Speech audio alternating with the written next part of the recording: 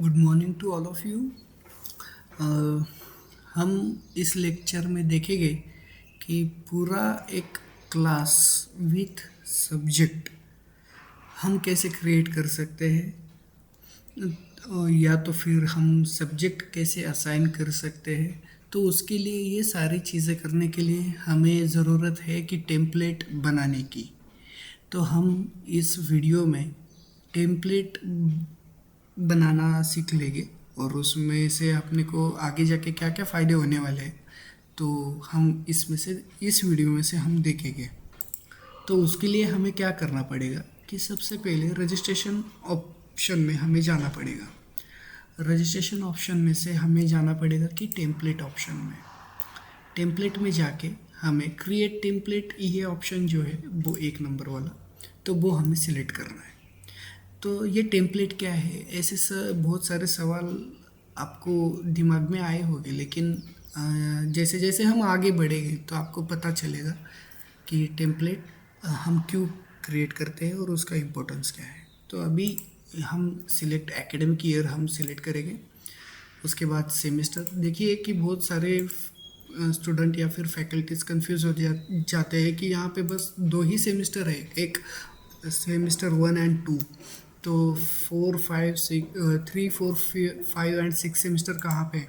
तो ये सीआरपी में कैसा है कि हर साल में एक तो इवन सेम होती है या फिर ऑड सेमेस्टर होती है। तो ऑड सेमेस्टर के लिए 1 यूज़ किया जाता है और इवन सेमेस्टर के लिए 2 यूज़ किया जाता है। तो हमारा अभी ये 3rd सेमेस्टर चल रहा है, तो इस साल का पहला सेमेस्टर है या तो फिर 3rd सेमेस्टर चल रहा है। सो दैट्स वाई हमने यहाँ पे 1 सिलेक्ट किया। मॉड्यूल को हमें कुछ करने की ज़रूरत नहीं है, मॉड्यूल 1 ही रहेगा। हम डिप्लोमा को पढ़ाते हैं, इसलिए program type will be the diploma. यहाँ पे हमें वो डिपार्टमेंट सिलेक्ट करना पड़ेगा जिसकी हमें टेम्पलेट बनानी है। तो हमने यहाँ पे वो सिविल इंजीनियरिंग का डिपार्टमेंट हमने ले लिया और हमें सिलेक्ट करना है कि कौन से ईयर की टेम्पलेट हमें अभी फ़िलहाल बनानी है। तो हम कोई भी एक ईयर यहाँ पे से सिलेक्ट कर लेंगे, तो सबके लिए एक ही प्रोसीजर आ जाती है। तो हमने मान लीजिए कि अभी 2nd ईयर के हर एक क्लास शुरू है, सो हमने 2nd ईयर सिविल इंजीनियरिंग यहाँ पे हमने सिलेक्ट कर लिया। अभी हमें ज़रूरत पड़ने वाली है एमएसबीटी के सिलेबस की। सो हम क्या करेंगे यहाँ पे कि हमें टोटल नंबर ऑफ़ क्रेडिट वगैरह ये सारी चीज़ें कहाँ पे मिलेगी, तो एमएसबीटी का जो सिलेबस है वहाँ पे हमें मिल जाएगी। सो उसके लिए हमें क्या करना पड़ेगा कि एमएसबीटी के जो सिलेबस का जो पेज है वो हमें ओपन करना पड़ेगा। वहाँ पे से हमें 3rd सेमेस्टर के सारे सब्जेक्ट जो है वो हमें फेच करने पड़ेंगे।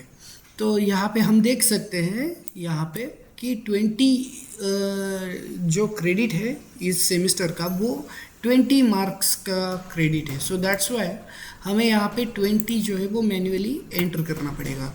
तो यहाँ पे टेम्पलेट हम क्रिएट टेम्पलेट पे क्लिक करेंगे, यहाँ पे पूछेगा, we just have to click on the okay.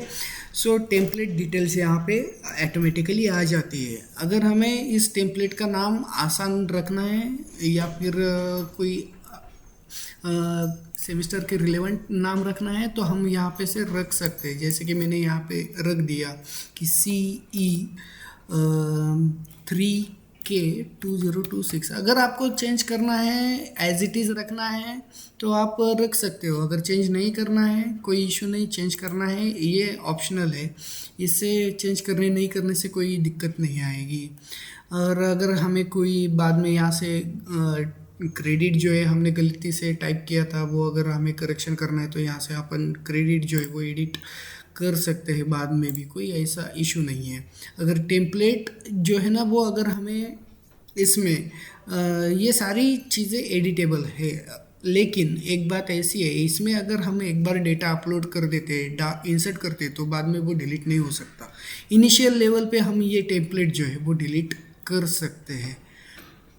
तो हमें आगे जाके क्या करना है कि आगे जाके हम ये देखने वाले हैं कि टेम्पलेट तो हमने क्रिएट की है, लेकिन टेम्पलेट में जो भी सब्जेक्ट है तो उनको हमें जनरलाइज करना पड़ेगा कि कौन से सब्जेक्ट थियरी सब्जेक्ट है, कौन से नॉन थियरी है, कौन से सब्जेक्ट ओनली प्रैक्टिकल बेस पे है। तो ये हम इस वीडियो में, आगे वाली वीडियो में हम देख लेंगे।